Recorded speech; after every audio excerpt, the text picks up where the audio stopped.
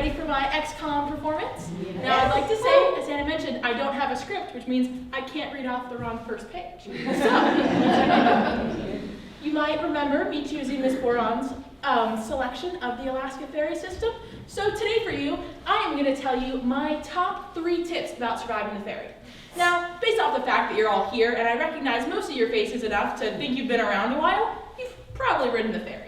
Well, we may have our roses and thorns with this experience. Maybe we're dreading our next trip. Maybe we're really excited for the whale watching. It's a pretty common experience, so hopefully my tips help you out. Let's start off with your most important decision of the entire ferry ride. This will make or break your experience. If you pick the wrong choice here, you're screwed. You're not going to want to be on that ferry for another 5 hours. So the first thing you need to do is carefully consider where you want to sit. Now, while we have some different configurations of these options on the different ferries, you essentially have 3 main options. You have the solarium, the front lounge, and the cafeteria. The way you decide where you want to sit is not by comfortability of the chairs, not by who's sitting where, but how social you're feeling. If you want to talk to anybody and everybody, and I mean everybody on the ferry, sit in the cafeteria, because everybody will come up and talk to you. You can have yourself a hot meal, watch the line go through, and talk to every single person that orders their dinner. Now, if you're feeling a little social, but you want to be a little more selective, the front lounge is the place for you. The seats are a little cozier, there's more options. You can sit by the window if you want to be very selective with who you're talking to, or right in the middle if you want to be a little more social, like the cafeteria. Now, when I say the cafeteria is the place where you get all that social interaction, you also have to be wary of the front lounge, because if you're sitting in the line of fire where people are walking up and down, if you don't want to talk to somebody, you have to do the hand, or else you will have a conversation you don't want. Now, if you really don't want to talk to anybody, like I'm talking 5 connecting flights, you haven't been home or been able to change your clothes or shower or sleep in the last 48 hours, the solarium is the place for you. Well, it may not be comfortable at all, and it might be freezing cold, especially if you're traveling in the winter. Nobody's going to bother you. I guarantee you that if you get your coat, put it over your head, lie face down on the lawn chairs, nobody is going to bother you for the next 5 hours. Now, if you're a really deep sleeper and you're that tired, you might end up in Skagway, but nobody is going to bother you. So now that you know where you're sitting, let's think about what you're going to eat. If you haven't already chosen the cafeteria, you got to take a second to think about this. And there are a few different options on the different ferries that you need to be wary of. You can't expect the same meal service on all of our ferries.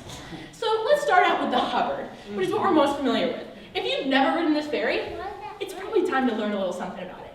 Your food options are very limited. When I say dinner on the Hubbard, I think limited snack bar. And when I say limited snack bar, I mean limited snack bar. You might find yourself having the breakfast of champions of a bag of M&Ms, a glass of milk, and maybe an old frozen Jimmy Dean breakfast sandwich. Well, if that's your thing, that's great, because that is all you're getting on the Hubbard. So if you want something a little different, I highly recommend taking a stop to Mount Market and grabbing yourself a sandwich before you get on the boat. Now, your second option is the LeConte. So on the LeConte, which I think is probably what we've ridden most times, you can equivalent that to dining at the Bamboo Room. You can have a burger, bacon cheeseburger, chicken strips, maybe a cold sandwich. You're gonna get some good food. It might not be fancy French cuisine or anything special, but you're gonna have a meal that's gonna keep you happy and full for the rest of your 4 hours. Okay, now there's still one more option. If you happen to be so lucky to have your travel schedule align with the Kennecott and the Columbia, you can expect some serious fine dining. Now, when I mean fine dining, do I mean that the menu is any different? The menu is exactly the same, but I'll have you know, the last time I was on the Columbia, you guys are not gonna guess this, my table had a tablecloth, and my napkin and my silverware, they weren't disposable. So, if you want fine dining in our realm of Haines, Alaska, the Kennecott and the Columbia are where to get it. Now, the last thing you need to think about, so you've had your meal, you're sitting in wherever you're sitting, what are you gonna do? You still have hours on the ferry, but you've got some options. What I see as the most classic ferry option for people my age to my dear Granny Annie's age is watching a movie. Now, if you're really smart, you'll get on Netflix, and if you know how to do it, you'll download something, and then you'll watch that on the ferry, so you can have a choice of what you're watching. If you're not that prepared, you can try to find the purser, try to get them to play a movie, and try to get them to play something that isn't directly aimed at 5-year-olds. Now, once you get in the movie theater, which is just really an extension of the front lounge, you can expect some crying babies, some snorers, kind of everything there and in between, but there'll probably be a movie playing. It might cut out halfway through, they might forget to turn the volume up, but there's going to be something playing. Your next option is to talk to somebody. Now, if you've already chosen the cafeteria, too bad, you don't get a choice.